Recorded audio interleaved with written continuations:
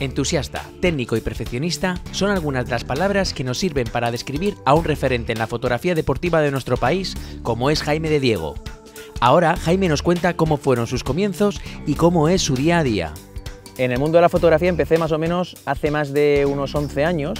En un primer momento iba como muy encauzado para el sonido, todo lo que era imagen y sonido siempre me ha gustado, ¿no? Comencé estudiando un grado superior de imagen y lo cierto es que enseguida, desde que cogí la primera vez la cámara, me enamoré de esta profesión. Entonces, pues hace más o menos casi unos 11 años y algo que comencé en la fotografía y estudiando fotografía en un grado superior de imagen. Justo la primera cámara fue una Minolta, no recuerdo muy bien el modelo, XL algo, yo creo que era una Minolta de 35 milímetros de carrete. Y bueno, pues antes justo de empezar a estudiar el grado ya mi tío me introdujo un poquito lo que era el mundo de la fotografía, y justo ya cuando empecé a estudiar, pues a tope todo el día con ella cargado para arriba, para abajo. Creo que antes no nos dábamos mucho más cuenta o no prestábamos tanto cariño o atención en lo que son los modelos, qué modelo era, qué tal, sino que me preocupaba más qué película llevaba dentro, qué grano daba la película y qué sensibilidad podía subir o exponer, más que la propia cámara en sí, ¿no? Pues aunque parezca mentira, la primera foto que me encargaron quizás ha sido la más difícil que he hecho en casi todos mis años de carrera. Fue una foto que me encargaron en la editorial en la que actualmente trabajo, Motorpress Ibérica, y era una foto de running. En aquel entonces salieron las primeras prendas reflectantes y ellos querían hacer una foto por la noche donde hubiera un chico corriendo. Yo tendría que estar desde un coche que tendría todo el salpicadero iluminado, el chico fuera del coche también iluminado. El flash tenía que ser el justo para que el reflectante no entrara, no se pasara, ¿no?, en cámara, y además tenía que estar perfectamente congelado, nítido. Entonces, claro, a mí me soltaron allí con en aquel entonces la primera cámara digital casi que existía de Canon, con un flash para ponerlo con una célula, y bueno, pues intenté inventarme lo que pude, casi a las 11:30 de la noche, siendo muy jovencito. Entonces conseguí hacer la foto y desde aquel entonces yo creo que por eso ha sido mi obsesión con poder separar el flash de la cámara siempre. Yo creo que casi ha llegado a ser un trauma, ¿no?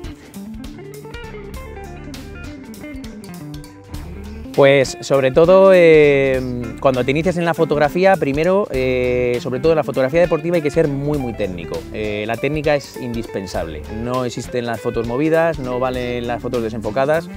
Primero yo creo que hay que asentar muy bien los conocimientos básicos de la fotografía, hay que ver las fotos al 100% en el ordenador y empezar a desechar lo que no valga y no cortarnos en desecharlo. Una vez que ya tengamos muy asentados estos parámetros, por así decirlo, que nuestras fotos estén enfocadas, que nuestras fotos estén nítidas, tenemos que empezar a introducir el flash poco a poco, ¿no? No podemos empezar a hacer una foto con 5 flashes, que nuestra primera foto sea con 5 flashes. Creo que tiene que ser ascendente, primero con uno, luego con otro, a contraluz, en interior, cualquier cosa para empezar a coger esa dinámica y cada vez, evidentemente, plantearnos retos más exigentes o más importantes. Bueno, pues la fotografía deportiva, evidentemente los fotógrafos deportivos no podemos saber de todos los deportes, ¿no? Entonces muchas veces tienes encargos, muchas veces te proponen hacer fotos a gente, atletas sobre todo, de un terreno del que tú no controlas, ¿no? Entonces muchas veces tenemos que recurrir a vídeos de internet, ¿no?, para antes de hacer una sesión saber perfectamente qué movimiento está haciendo, cómo se llama ese movimiento, cuándo lo va a hacer o cuándo no lo va a hacer, ¿no? Entonces no podemos saber de todos los deportes, pero sí que, aunque no sepamos, nos tenemos que informar muchísimo, ¿no? Es un previo muy importante a la hora de hacer fotografía deportiva, porque no puedes llegar a una sesión y de repente que el modelo, en este caso, te diga voy a hacer tal figura en tal sitio y no sepamos de lo que nos está hablando, ¿no? Entonces lleva un trabajo previo que quizá en otras disciplinas, pues bueno, no solo haces la localización, sino que además tienes que estudiar perfectamente lo que hace ese piloto, ese rider, ese modelo que vas a tener en tu sesión, ¿no? Es quizá la planificación más importante que hay que hacer.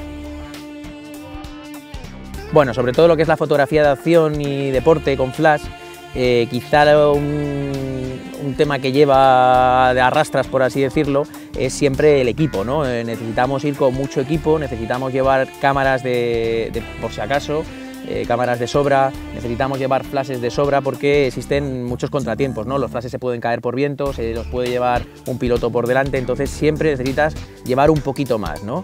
El problema son las mochilas, que llegan a pesar casi hasta 27 kilos y lo normal es llevar una o dos. Cuando empiezas a hacer fotos a lo mejor de mountain bike, de esquí, de cualquier tipo de deporte, además un poco agresivo, en el que necesitas esta iluminación, pues imaginaros ir en una bicicleta cargado con 27 kilos a la espalda y siguiendo un ritmo relativamente bueno, ¿no? Como que pueda llevar el piloto. Entonces, bueno, hay días que cuesta más y días que cuesta menos. Sobre todo este tipo de mochilas, yo siempre intento llevar, pues como os comento, todo un equipo completo, y lo que no suele faltar nunca pues suele ser un generador Speed As de 1100 vatios que me proporciona pues una autonomía en cualquier sitio donde esté y sobre todo mucha potencia para compensar grandes contraluces, cualquier situación que quiera iluminar, ¿no? Imaginaros que a lo mejor si necesito separar el flash del sujeto a lo mejor 4 metros, pues con un generador muy potente o a veces no puedo llegar.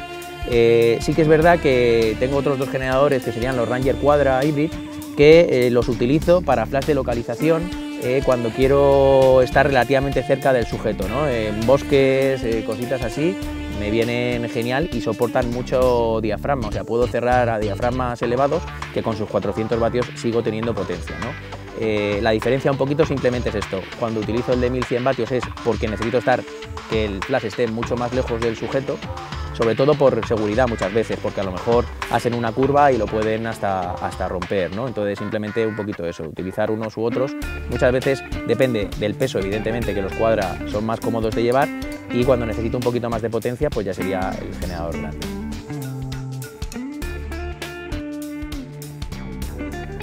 Bueno, pues ahora existe una locura con la alta velocidad, ¿no? Con la alta velocidad y sobre todo con separar el flash de la cámara.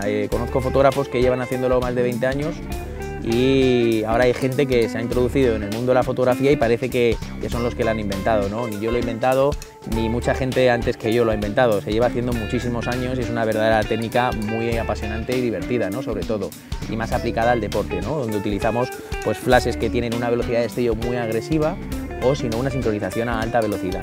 Evidentemente ahora pues, se abre un campo nuevo con los CT5 y los CT1 porque permiten sincronizar a una velocidad mayor, ¿no? Y permiten asegurar fotos que previamente no se podían hacer con la velocidad de sincronización de la zapata de la cámara, que era un 250, ¿no?